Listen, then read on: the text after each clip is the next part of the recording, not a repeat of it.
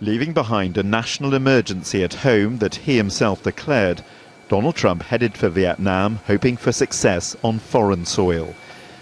Earlier, the president said he was confident his meeting with the leader of North Korea would be a triumph.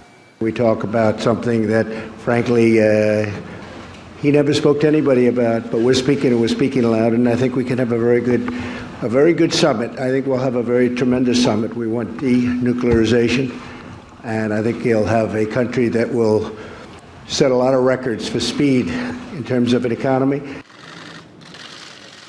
Trump's meeting with Kim Jong-un in Singapore was a historic breakthrough, the first ever encounter between a serving US president and a leader of North Korea. The two men produced a statement pledging to work towards the denuclearization of the Korean peninsula in return for the lifting of sanctions on Pyongyang. But progress since the summit has been negligible.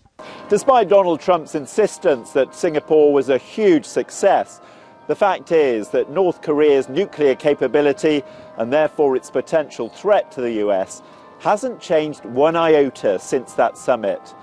So the president really needs to return from Vietnam with something more tangible this time if he's to avoid the accusation that he's giving legitimacy to a brutal dictator. It's expected Trump will point to Vietnam as an example of how North Korea could prosper if it gives up its weapons. But analysts fear Kim will have the upper hand in negotiations because Trump will be so eager to declare the summit a success.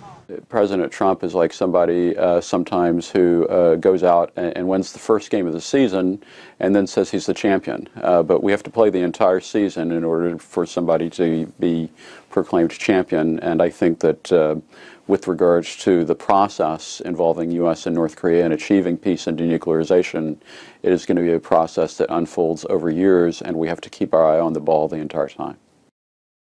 While Trump flew to Vietnam, Kim Jong-un took the scenic route, a 60-hour journey, mainly by train across China. Can these two leaders from such radically different backgrounds find enough in common to resolve one of the biggest threats to global security? John Brain, TRT World, Washington.